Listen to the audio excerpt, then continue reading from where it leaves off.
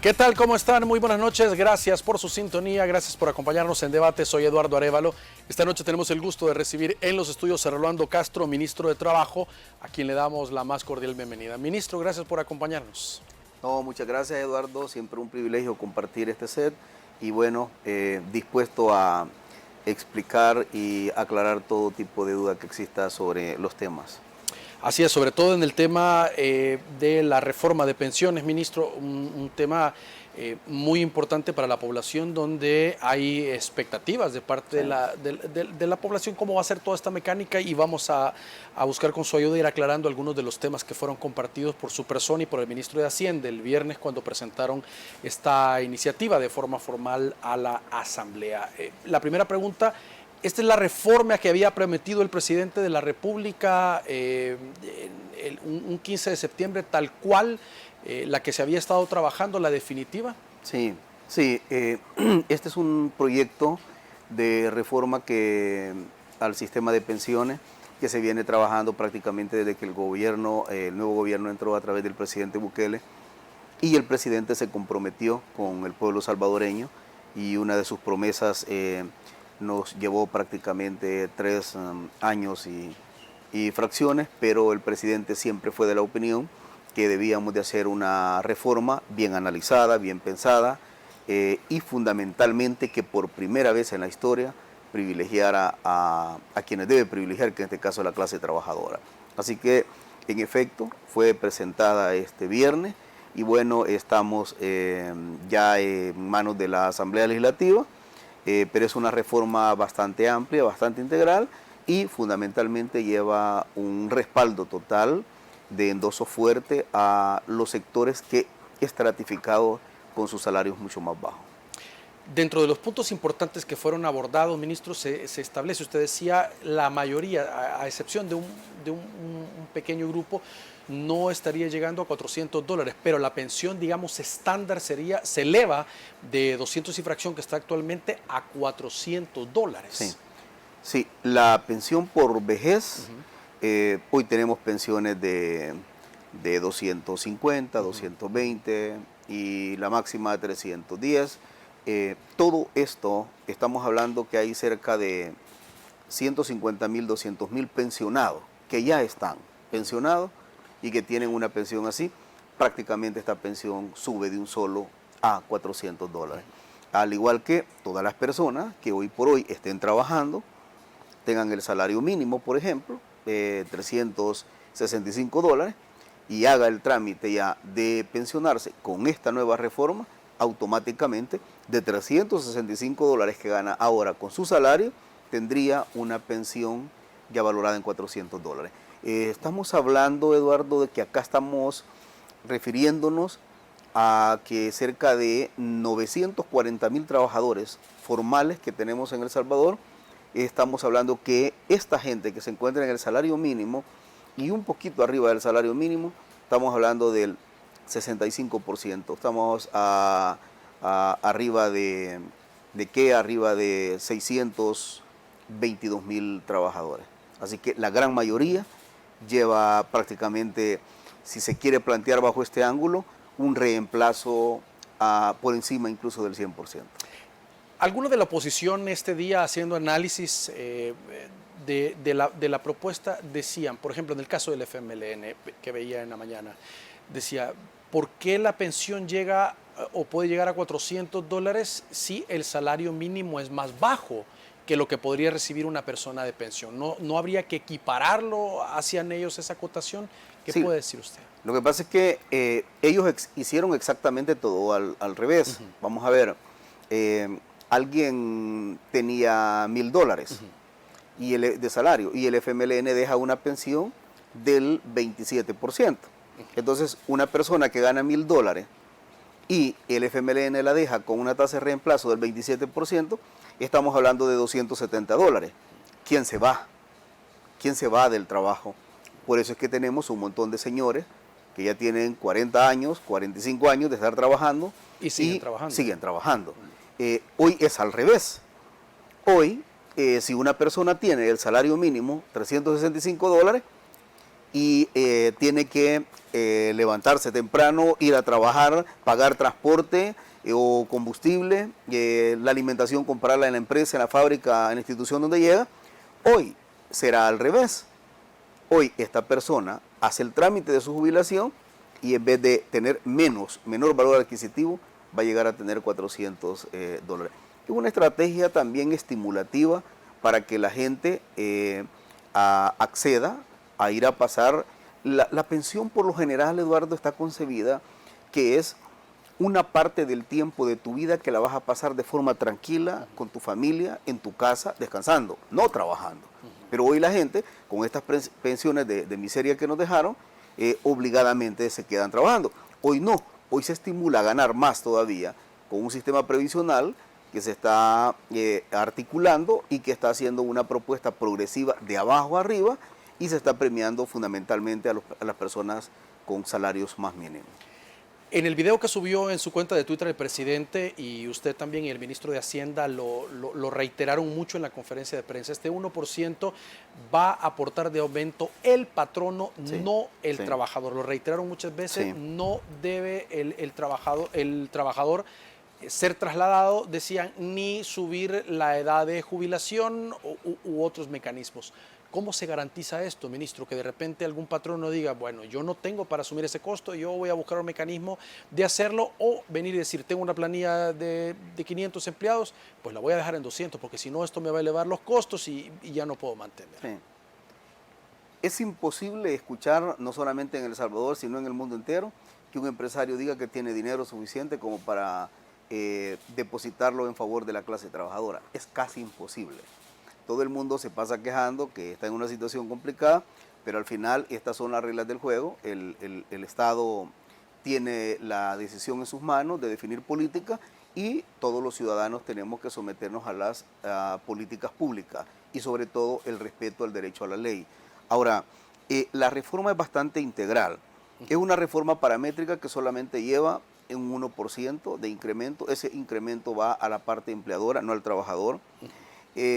Hubo una preocupación que mucha gente retiró su anticipo y se planteaba, según está la ley concebida ahorita, trabajar 5 años más. Correcto. O pagarlo.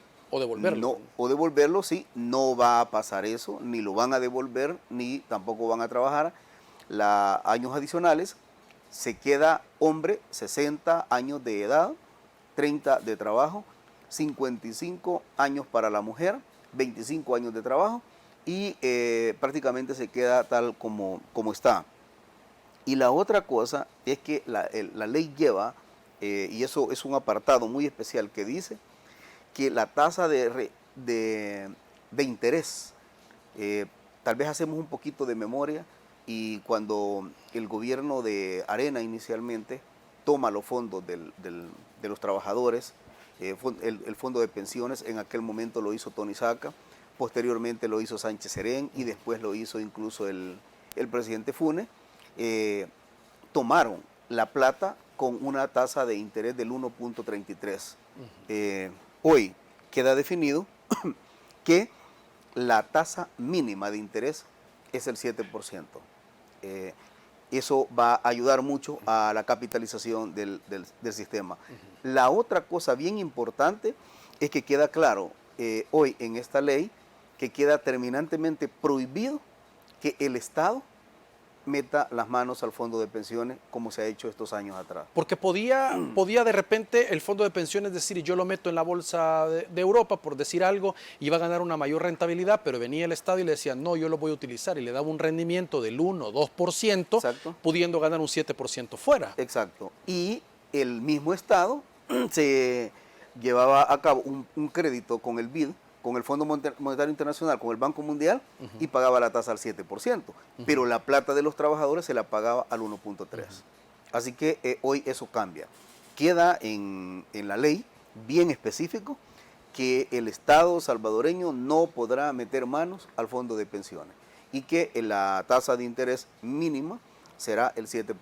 Así que estamos bastante bien con con definiciones eminentemente legales que quedan en la ley y que no queda a libre albedrío de cualquier gobierno que tome el fondo de pensiones nuevamente. También quedaba claro de ese porcentaje del 25%, ministro, que la población a través de un decreto llegó y retiró, decía el video, no será necesario que lo entregue, no tendrá que trabajar más tiempo, pero sí, obviamente, el porcentaje será menor en comparación de las personas que tienen su 100% y no retiraron. Ahora, la pregunta es, ¿va a continuar la población retirando ese 25% o eso está en análisis y se tomará una decisión un poco más adelante? Yo personalmente hasta dificultades tuve con algunos políticos que estimulaban a que la gente llegara a retirar dinero. Siempre dije que un sistema previsional no es sacando el dinero. Además, esto lo hizo el FMLN en su momento, porque cuando hizo la última reforma, que fue un ajuste de reforma, lo que hizo que nos impuso aún más unos puntos adicionales. Y para bajar bastante el descontento, el FMLN lo que utilizó es, vamos a regresar el 25%, que eso, en otras palabras, es como el buen dicho de El Salvador, comida para hoy, hambre para mañana. Un sistema previsional no se trata en ir a sacar el dinero, se trata al contrario, tener abierto incluso que hayan personas que tengan posibilidades, incluso llegan a depositar aún adicional a lo que tienen para que su pensión sea más grande. No podemos premiar a las personas responsables que nunca fueron a sacar un 5 de la misma forma que a las personas que fueron a retirar un porcentaje. Por lo tanto, sí les va a llegar el aumento, pero va a ser en menor proporción a los que sacaron y en mayor proporción a los que no sacaron. Ahora, pero podría llegar en algún momento a prohibirse que retiren ese 25%. Lo correcto es no retirarlo, porque hoy le sale mejor a una persona armar el trámite de su pensión, va a ganar más que el salario que tiene, en este caso la gente, cerca de 626,000 trabajadores que tienen un salario mínimo, tienen la oportunidad mejor de irse a pensionado y todavía incluso les va a subir. Lo correcto no es retirar ese dinero. El fondo de pensiones debe de ser precisamente para eso. Pero bueno, las personas que ya lo hicieron, esas personas no lo van a regresar, pero no les va a llegar la proporcionalidad del 100% como les va a llegar a las otras personas que no lo retiraron. Muy bien, tenemos que hacer una pausa, por favor acompáñenos, ya regresamos, tenemos más preguntas para el ministro esta noche.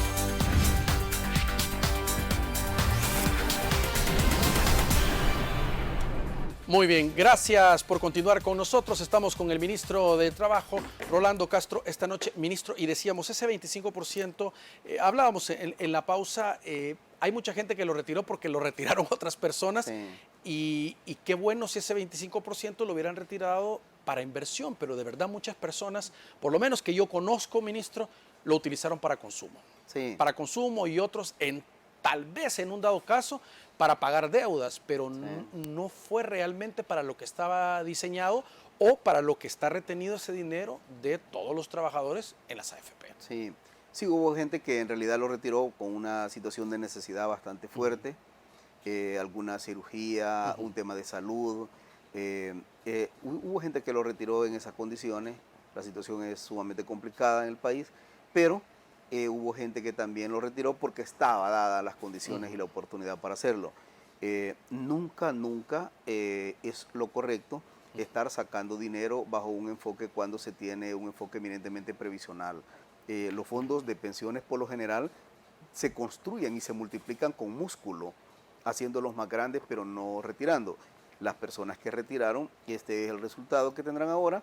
No se les va a incrementar la edad, no se les va a incrementar el tiempo de labor, no lo van a devolver, pero tampoco no les va a llegar el porcentaje que le llegará al resto de gente que que no lo sacó.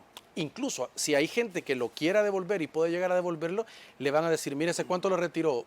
¿Año y medio, 2 años? Ok, le vamos a hacer el cálculo de lo que se dejó de percibir Sí. ese monto en ese periodo y deberá pagar, por lo menos así estaba establecida la ley antes de que se pueda derogar o reformar, deberá pagar los intereses que se dejaron de percibir en ese momento de él mismo. Sí, sí, por eso es lo correcto que el tema previsional la gente debe de pensar A futuro. a futuro y bueno, el tiempo, quieras o no, cuando va pasando, todos los costos van subiendo y además de ello, uno considera que ya la parte cíclica del adulto mayor también se necesita tener mayores ingresos y por eso es que el tema previsional, por ejemplo, en Europa es abierto. Muchos países de Europa lo que hacen que aparte de la retención que les aplica, incluso ellos adicional van y hacen un aporte adicional para que en el futuro les queda una tasa de reemplazo sumamente grande.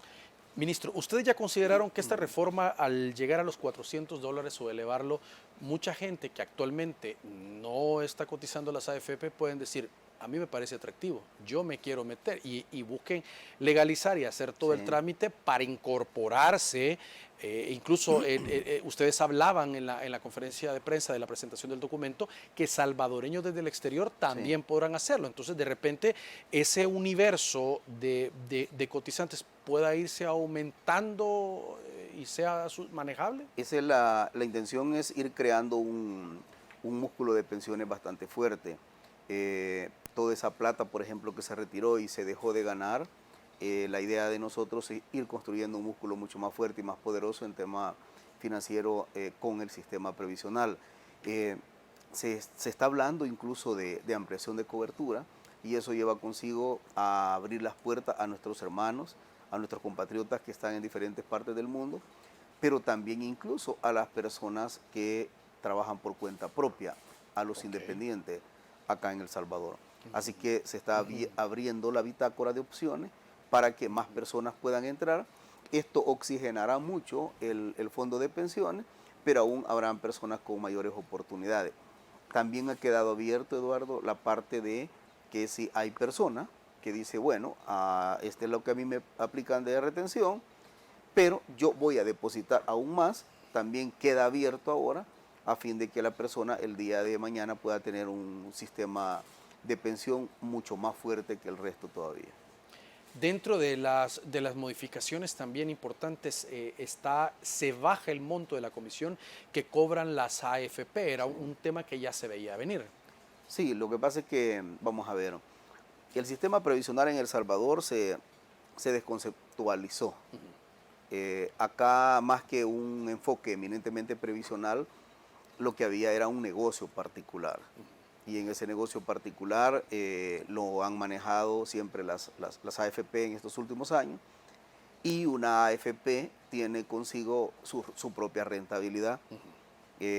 Cobraban el 1% de administración, el 0.9% en concepto de seguro, y aparte de eso, incluso las colocaciones, en fin, todo lo que hacían es bastante fuerte, tenían una cintura bien amplia para actuar con el fondo de pensiones, pero hoy eso se termina y hoy se crea el Instituto Salvadoreño de Pensiones, el ISP. Este instituto va a ser el ente rector, así lo dice la ley. Tripartito. Será el ente rector que definirá el sistema de pensiones en El Salvador. Cabal, de forma tripartita. Estará representado por el gobierno, estará representado el sector laboral y estará representado el sector empleador de este país también. Así que es un órgano tripartito donde todos los actores están representados, pero va a ser el ente rector en materia de pensiones en el país. Ahora, sí había margen, ministro, de bajar la comisión que cobran las AFP, como para hacer ese ajuste y que se vaya a las cuentas individuales. Sí, todo depende de la voluntad de que el sistema funcione y todo depende del enfoque estructural con el que se le dé. Por ejemplo, ahora nosotros planteamos que primero hay que salvar el sistema como tal, hay que ver cómo se robustece el sistema y además de eso, cómo se ayuda de levantar los ingresos a la gente más vulnerable, que en este caso son los trabajadores que tienen los salarios minoritarios. En El Salvador hay un problema de forma y de fondo, que es más de tipo estructural, y es la tabla, la estructura salarial con la que el país tiene. Cuando nosotros tenemos 940.000 trabajadores aproximadamente, y de ellos cerca de 600, 700.000 trabajadores están entre el salario mínimo, o un poquito arriba del salario mínimo, estamos hablando apenas que 200.000 trabajadores son los que tienen salario distinto a eso. El enfoque que se dio estructural de esta reforma es iniciemos desde abajo, ayudando a quienes más lo necesitan, porque nos encontramos con otro enfoque previsional, un enfoque que llevaba consigo única y exclusivamente la rentabilidad de las AFP, la rentabilidad empresarial, y dos, que diseñaron un decreto también donde se crearon las pensiones VIP, las pensiones VIPs, que nos quedamos sumamente sorprendidos cuando vemos personajes ahí con pensiones de $6.400, de $6.200, de $5.900, de $4.900. Y cuando uno ve el listado de estas personas, dice, los empieza a analizar, pues algunos de ellos son empresarios, otros políticos, pero todos los que estamos hablando ahí, el tema de pensiones no es indispensable para sobrevivir ellos. Entonces, qué injusto que tenemos 689 personas privilegiadas en este país que tenían pensiones VIPs y que no dependen de la pensión. Y por el otro lado tenemos a aquella señora de la maquila que sale con un salario mínimo y que tenía una pensión de $180. Entonces, hemos cambiado prácticamente el diseño. De estas 689 personas, se han llevado del fondo de pensiones $346 millones. O sea, teníamos un sistema previsional con un enfoque de rentabilidad empresarial manejado exclusivamente por las AFP, y teníamos un grupo de privilegiados en este país de 689 personas que tienen pensiones de $6.000, de $6.200, de $5.800. ¿Se modifica esto de estas pensiones altas? Eso se modifica y por eso repito, para dar un dato exacto, 345.644.384 se han llevado estas 684 personas de dinero del fondo. Con esos 346 millones, ¿cómo no pudiste verle levantado las pensiones a la gente más pobre de este país? Pero no era ese el diseño. Todas estas personas que tienen pensiones VIP van a pasar a que la pensión máxima en El Salvador va a ser de $3.000. Y todos ellos van a pasar a que ahora que ganan $3.000 en pensión, van a ganar $3.000. Independientemente de cuánto ganen. Independientemente, o sea, 3.000, 4.000, 5.000, 6.000, lo que sea, van a llegar todos a quedarse con 3.000. Solo esto va a significar un ahorro para el sistema de $6.5 millones al año. Que va a entrar, este flujo de 6.5 al bolsón del sistema previsional. Y eso se va a convertir en que en poco tiempo podría estarse haciendo un ajuste incluso para los otros sectores. Ministro, incluye también, escuchaba el INPEP y el retiro de personal de la Fuerza Armada también se va a mantener. Sí, no, el tema de la Fuerza Armada, no, lo que sí se lleva y se incluye es el INPEP. El INPEP, porque habían unas cotizaciones con el INPEP todavía, y habían otras con el Seguro Social también, que es la UPIS. Todo esto se forma parte de brazos que van a depender del instituto. El instituto va a tener absolutamente todo, el sistema previsional, el sistema de pensiones en El Salvador. Es el ente rector que va a definir las políticas, los instructivos, que va a definir absolutamente todo, es el ente rector prácticamente en materia de pensiones en El Salvador. ¿Cuándo comenzaría a operar ya estos cambios, ministros? Porque escuchamos también en la conferencia que dijeron que se iba a generar un amplio debate, a pesar de las consultas que habían hecho con expertos para ver lo de los modelos. el procedimiento, llevarlo a la asamblea, a la comisión respectiva y generar un análisis también. Sí, sí, en efecto. Nosotros, esta reforma ha sido bastante consultada con todos los sectores y con todos los actores de la sociedad, pero ya se pasó a la Asamblea Legislativa, y es la Asamblea Legislativa la que tiene que armar el proceso de socialización que ellos crean conveniente. Ahora, lo que sí el gobierno, su planteamiento ha sido muy claro. Nosotros queremos que sea aprobada probablemente en este mismo año. ¿Cuándo va a empezar a funcionar? En el momento que la Asamblea Legislativa lo apruebe, lo envíe a publicar al diario oficial. Cuando ya se informe a través de la publicación del diario oficial, empieza a tener vigencia. Nosotros sí estamos interesados que en este mismo año debería de quedar y debería ser ya uno de los grandes legados para la clase trabajadora, el actual sistema de pensiones. Muy bien. Vamos a hacer una nueva pausa. Por favor, acompáñenos. Ya regresamos.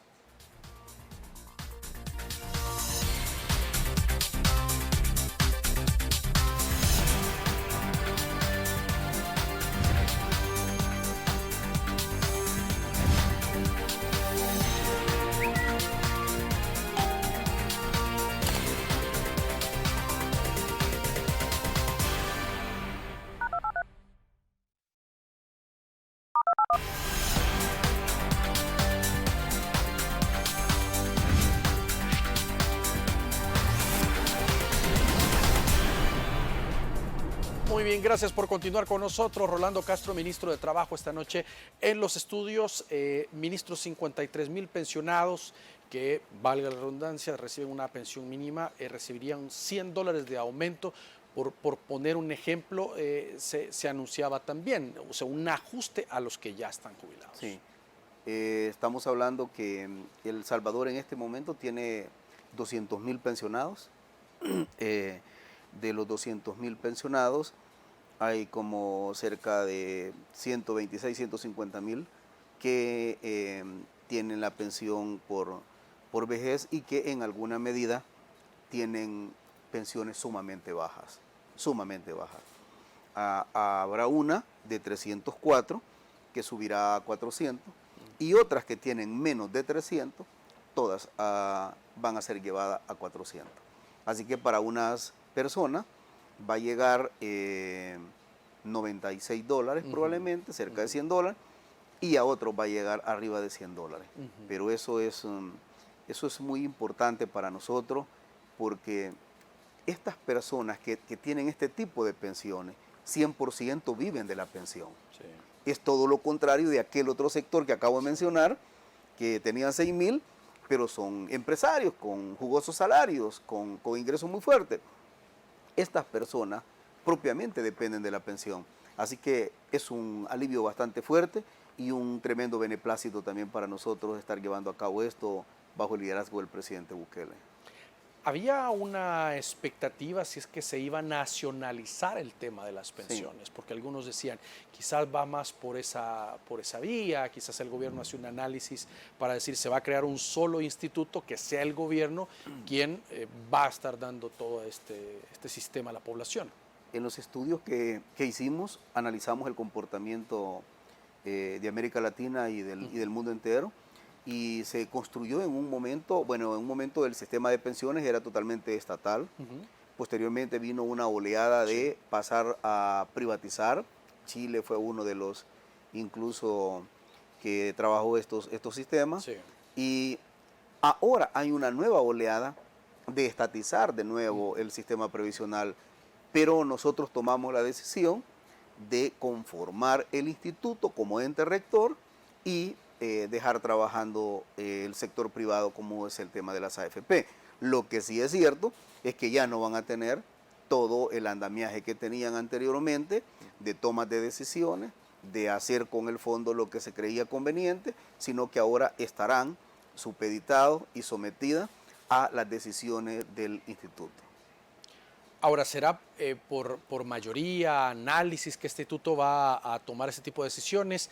¿Es autónomo o está bajo la dirección del presidente o tiene que pasar a la asamblea de aprobaciones? ¿Cómo va a operar el instituto? Sí, no, el instituto tiene su total autonomía. Okay. Estará conformado por los 3 sectores que ya describimos hace un momento y el instituto trabajará con equipos de expertos, está revisando de forma permanente y llevando a cabo las mejores decisiones. Ahora, lo que pasa es que absolutamente todo ya lo rige el instituto como tal. Ya no queda libre albedrío de que una empresa, que una administradora de fondos de pensiones toma la decisión, que es lo que hace. Van a estar debidamente reguladas, controladas, y además el ente rector es el que define las políticas en términos generales. Así que sí va a seguir el sector privado, pero ya bajo una vigilancia estricta y sobre todo bajo controles bien definidos que los define el instituto.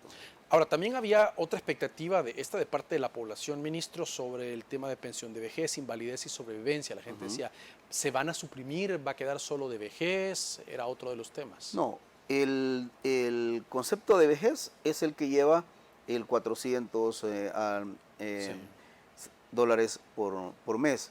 Los otros también se suben, pero no se suben en las mismas condiciones de vejez, porque la pensión de vejez es la mayoritaria. Sí. Así que a ellos se sube 400 y a los otros dos sectores se les mejora siempre, pero no en las mismas condiciones de la pensión de vejez. Ahora, si en el camino hay necesidad de alguna reforma, algún cambio en las políticas que se tomen, ministro, esto ya sería a través de la creación de esta entidad la que va a presentar la reforma directamente, no el gobierno o iniciativas de algunos diputados, sino que sería a través de una decisión colegiada enviar reformas a la actuación de las AFP, por mencionar algo, a la misma ley. Claro, todos los proyectos son perfectibles en el tiempo. Y por buena que sea un proyecto que se saque, siempre es perfectible en el tiempo. Hoy sí creo que vamos a tener un equipo multidisciplinario, multisectorial, donde su prioridad va a ser el sistema como tal. Ya no va a estar pensando en rentabilidad, sino que el eje transversal que va a estar pensando es cómo lleva más y mejores resultados y prestaciones a los trabajadores. Así que nosotros esperamos de que estén rodeados de un buen equipo técnico, de profesionales, que estén analizando de forma permanente el sistema previsional y haciendo las mejoras correspondientes. Sí, por supuesto, ya teniendo un instituto, este es prácticamente el ente rector de análisis, de valoración, y si en un momento dado tienen algunas recomendaciones o modificaciones, pues el instituto las va a plantear. Me llamaba la atención también que habrá un registro, bueno, y con la tecnología, un cruce de información para ver precisamente lo que decíamos, que no se traslade esto al trabajador, sino que en las mismas planillas o información, el mismo canal que se crea, ustedes van a tener este tipo de información si se está cumpliendo en las empresas o no. Sí, van a ver todos los mecanismos de control, y una cosa que lleva a la reforma que es bien importante también, es que en este momento hay cerca de 106.000 trabajadores que sus empleadores envían la cotización del Seguro Social, pero no envían la cotización del Fondo de Pensiones. Estamos hablando que de los 940.000 hay más de 100.000 trabajadores que no los empleadores les están mandando su retención legal. Esto incluso no solamente es una falta administrativa, sino que es un delito penal, la apropiación de cuotas laborales. Pero hoy, con el nuevo sistema, se arma la planilla única. Correcto. En la planilla única ya los evasores no van a poder golpear de esta manera a los trabajadores, son daños irreversibles los que les generan.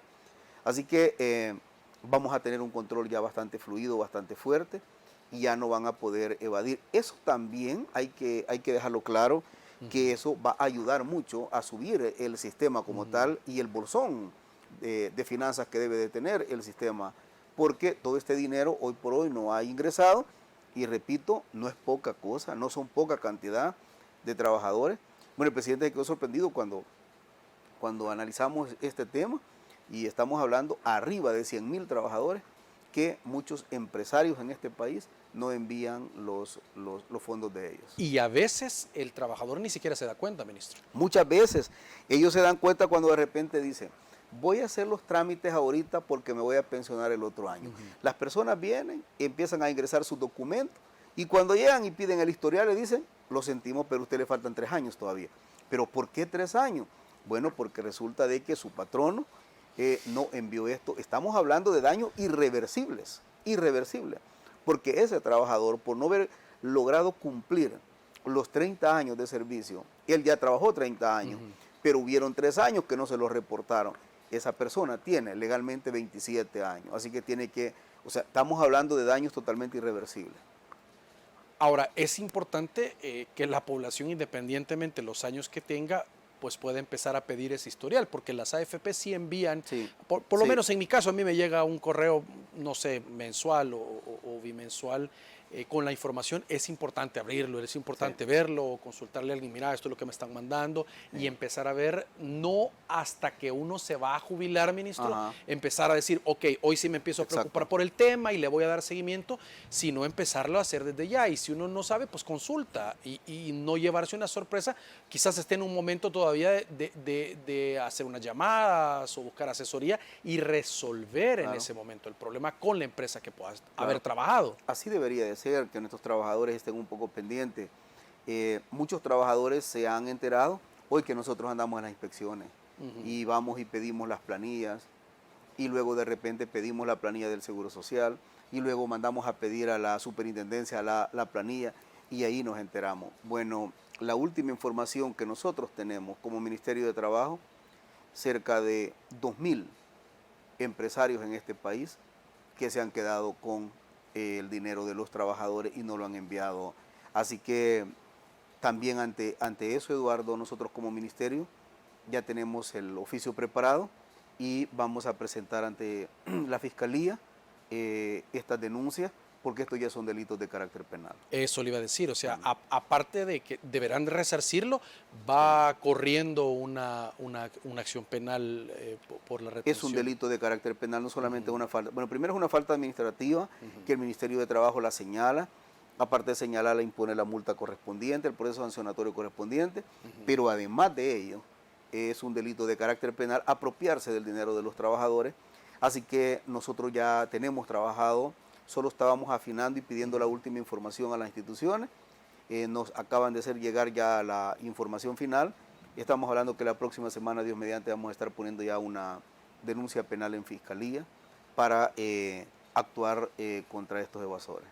Ahora, esta discusión en la Asamblea, ¿a quiénes debería abarcar? ¿A empresarios, a expertos en el tema? ¿Quiénes faltaría hacer las consultas del caso o para terminar de afinar antes de la aprobación que se pueda dar este año? Si es que la propuesta lleva desde el Ejecutivo una socialización bastante fuerte. Se convocaron empresarios, se convocaron trabajadores, se convocaron dirigentes sindicales. La unidad sindical salvadoreña, que aglutina cerca de 200 sindicatos, estuvo bastante presente en los debates. Incluso se reunieron con el presidente y hay una participación bastante fuerte y bastante grande.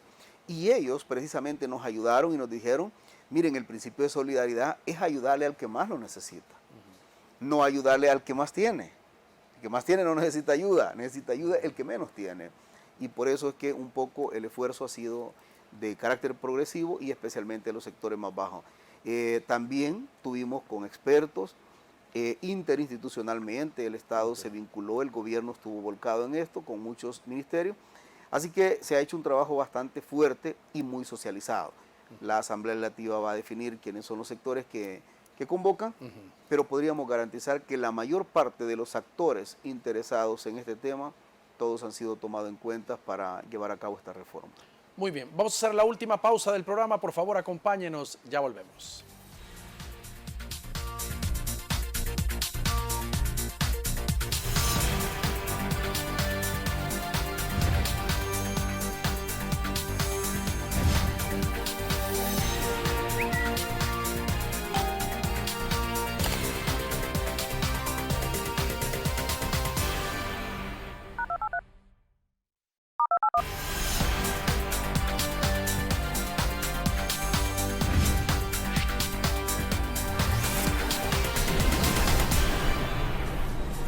Muy bien, gracias por continuar con nosotros.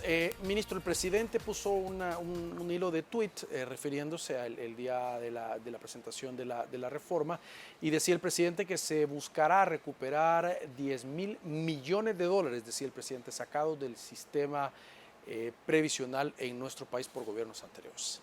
Sí, nosotros recordamos cuando en aquel momento el sistema de pensiones estaba bastante robusto y fuerte, y el presidente Saca en su momento toma la decisión de meter mano ya el gobierno en los fondos de pensiones y toma la primera cantidad de dinero. En aquel momento Saca, recuerdo que dijo que la tasa de rentabilidad que debía tener era la tasa LIBOR de ese momento, pero todos recordamos que la tasa LIBOR tuvo una caída estrepitosa, y a raíz de esa caída se logra mantener que el Estado adquiere mucho dinero y pagaba una tasa de interés de 1.3. Yo andaba en ese momento en el mundo sindical, interpusimos unos amparos, unos recursos en la Corte Suprema de Justicia, y salió la sala diciendo de que en efecto teníamos la razón los trabajadores, que la tasa de el interés era sumamente bajo, pero la resolución de la sala quedó así como comúnmente se dice gallo gallina, que no definió porcentaje. Después de eso lo criticó mucho el FMLN. Después de eso llega Funes al gobierno, toma más plata del fondo de pensiones con esas tasas paupérrimas de interés, y todavía llega Sánchez Serén y toma otra parte. En realidad el gobierno de El Salvador, los gobiernos de Arena y del FMLN, manosearon prácticamente el fondo de pensiones de los trabajadores, sacaban préstamos en el Banco Mundial, en el Fondo Monetario Internacional, en el BID, y a ellos les cancelaban el 7 y el 8% de la tasa de interés, mientras que la plata de los trabajadores valía un 1.3. La verdad, sí, manosearon totalmente, no solamente el erario público, sino la plata de los trabajadores, el dinero de los trabajadores, y prueba de ello es la descapitalización que se ha llevado. Y tal como el presidente lo decía, la idea con este 6.5 millones, recuperamos una parte, con el dinero fresco que entre de las demás personas, la diáspora, los trabajadores por cuenta propia, vamos a ir engrosando bastante el fondo de pensiones, y vamos a tener que recuperar, y el deseo de este gobierno y el deseo del presidente Bukele es tener un bolsón muy fuerte, robusto, para que las futuras generaciones tengan un concepto de dignidad en el sistema previsional, y no como ha sido hasta la fecha. Acá ya murieron generaciones, Eduardo, que quedaron con una pensión literalmente de hambre. O sea, y por eso hoy, cuando tú me decías ya el planteamiento del FMLN, yo diría que este tipo de gente, es que está bien que nos critique, porque como gobierno está todo el derecho el pueblo de criticarnos, pero que nos critiquen actores decentes. Pero estas personas que estuvieron unos 20 y otros 10 años en el poder y entregaron esas pensiones miserables de hambre, indignas para el pueblo salvadoreño, que ahora nos estén criticando porque mejoramos, es un poco complicado. Hoy nada menos hablaba un susodicho analista, que al final es empleado en la Asamblea Legislativa del Partido Arena, y digo, estas personas son las que construyeron ese escenario de injusticia para los trabajadores, y ahora todavía critican. Pero de todas formas sí queremos recuperar un músculo fuerte del sistema previsional, y que las futuras generaciones tengan una buena capitalización, una buena cantidad de dinero para tener pensiones más justas y más dignas cada día.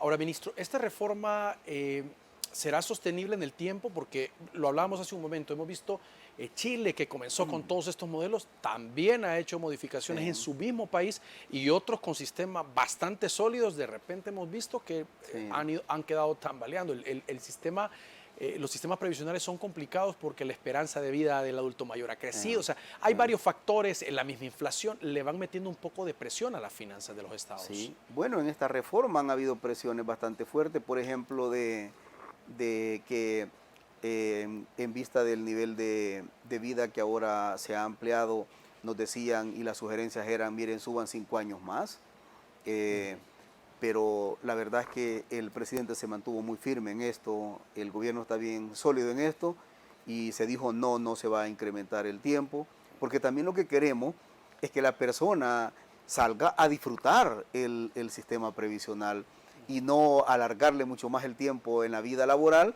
y el día de mañana cuando sale prácticamente ya son pocos años de vida que queda. Sí hicimos, se corrieron todos las mediciones en temas eminentemente económicos, de factibilidad, de sostenibilidad, y gracias a Dios sí hemos encontrado de que la actual reforma que nosotros hemos presentado sí goza de un nivel de sostenibilidad bastante fuerte. Por supuesto, como repito, todo proceso es perfectible en el tiempo, probablemente en el tiempo se va a tener que hacer revisiones, pero hoy por hoy gozamos de un nivel de sostenibilidad muy fuerte.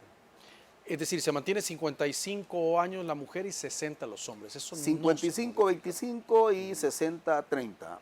Se mantiene exactamente igual como ha estado, no se sube ni siquiera un día adicional. Ministro, hay otro tema también que se ha hablado y es un grupo de personas, esto no es un grupo mayor, pero es un grupo de personas que se fue del país y que cotizaron en su momento y de repente dicen, mire, yo ya no voy a regresar. Puede que hay otros de la diáspora que dicen, sí, yo estoy interesado, Claro. quiero seguir y se incorporan, pero esta gente que dice, no, ya no, y quiero retirar mi dinero porque ya no pienso regresar a El Salvador, sino que hice mi vida en Australia u otro país del mundo, ¿se va a analizar este tema? ¿Eso le va a corresponder al instituto o se abordó? Sí, probablemente el instituto va a tomar algunas decisiones. Yo tenía un amigo que pasó exactamente ese ejemplo, y el sistema como está ahorita le dice, mira, cuando tú tengas los 60 años, retirás, antes no retirás. Y eso es lo que está ahorita.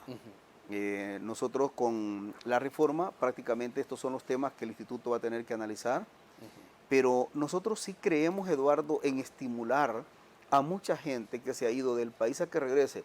Prueba de ello es que hoy, con la situación de seguridad que ha mejorado el país, está regresando mucha gente. Han regresado personas que tenían 30 años de haberse ido del país y no regresaban. Está regresando mucha gente. Y no solamente están regresando a nivel turístico, sino también incluso están comprando propiedades en el país. Y la persona se puede ir de El Salvador y puede buscar, y ha buscado un nivel de vida en otro país o en cualquier parte del mundo. Pero este corazón que todavía queda en nuestro país, mucha gente sí anhelaba poder regresar. Y hoy está regresando mucha gente y nosotros aspiramos a eso. Ahora, hay mucha gente que, por lo menos salvadoreños en los Estados Unidos, que dicen que el nivel de costo, por ejemplo, de la vida ya es muy alto. Claro. Es decir, se retiran y no pueden llegar a tener una casa propia, los costos de alquiler son altísimos y ya pensionados básicamente no logran cubrir las necesidades como que estuvieran en una actividad productiva. Ese puede ser también un rubro importante de mercado para que estas personas puedan, si les alcanza la plata, para cotizar un tiempo en El Salvador y después venir a hacer un retiro acá. Sí, Estados Unidos, analizábamos el tema de pensiones con muchos compatriotas y tiene ese problema. Dos cosas. Una es que acá incluso tu hijo, tradicionalmente por aspectos culturales, te tiene incluso en su casa y no hay ningún problema. En Estados Unidos tú ya estás viejo, ya no trabajas y te toca ir a dejar al asilo. Y mucha gente dice, no, yo al asilo no llego, sobre todo nuestros salvadoreños. Y dos, que aunque incluso queden pensionados en Estados Unidos, la pensión es bien difícil para lograr mantenerse con los costos de vida que Estados Unidos maneja.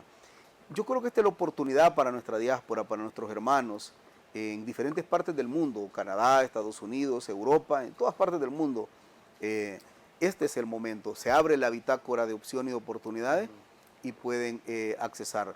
Va a salir un tutorial informativo, donde prácticamente ahí se va a decir cuáles son los pasos para ingresar, y creo que lo mejor sería y el mayor éxito de toda persona sería incluso entrar a este sistema y quien quite en el futuro pues puedan venir a pasar sus últimos años de vida acá siempre al país que los vio nacer. Ese pastel tan grande del sector informal en nuestro país podría ser un mercado importante, ministro, que se pudiera organizar y de repente voluntariamente de llegar y decir, mire, yo sí quiero empezar a cotizar. O sea, habría un tipo de regulación para estas personas para que puedan incorporarse. Hay apertura para los independientes en este nuevo modelo que llevamos, en este nuevo sistema que llevamos.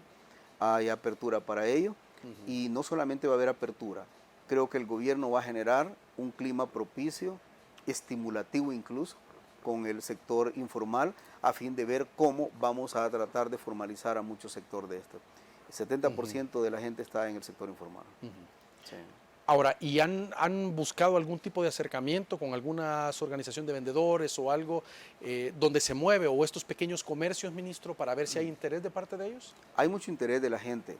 Lo que pasa es que hay que garantizar, esto pasa por toda una bitácora de opciones, incluso los estímulos fiscales. Y se está trabajando eso de forma conjunta, se ha analizado el monotributo incluso como tal, se están analizando diferentes escenarios posibles, pero sí, no solamente se garantiza la apertura al sistema previsional de estas personas, sino se está construyendo una bitácora de opciones y oportunidades para ofrecerles estímulos fiscales y bueno, probablemente incluso la creación del monotributo para que toda esta gente pueda tener acceso a lo que el sector formal de este país tiene acceso. Bueno, el acceso a crédito, por ejemplo, no es lo mismo prestarle a un usurero que tener acceso a la banca tradicional. Un usurero en el centro de San Salvador presta el 20% diario. Y si esa persona la formalizamos, incluso puede haber posibilidad de que los bancos del Estado podrían definir líneas de crédito totalmente especiales dirigidas a ellos. Y imagínate, por ejemplo, pagando un 2% mensual y un 10-12% anual, y ahora pagan un 20% diario. O sea, la verdad es que mucha gente del centro de San Salvador trabaja no para ellos, muy poco le llega a ellos, trabaja precisamente para el usurero. Todo este tipo de cosas se están analizando con varios ministerios y creemos de que en el gobierno del presidente Bukele vamos a definir toda una estrategia para incentivarlo al mundo de la formalidad, y eso nos va a ayudar a todo, absolutamente a todo. Ministro, gracias por acompañarnos esta noche. Siempre un privilegio, Eduardo, y gracias, y feliz noche para el pueblo salvadoreño. Gracias a ustedes por su sintonía, que descansen su cita con nosotros el día de mañana. Les esperamos.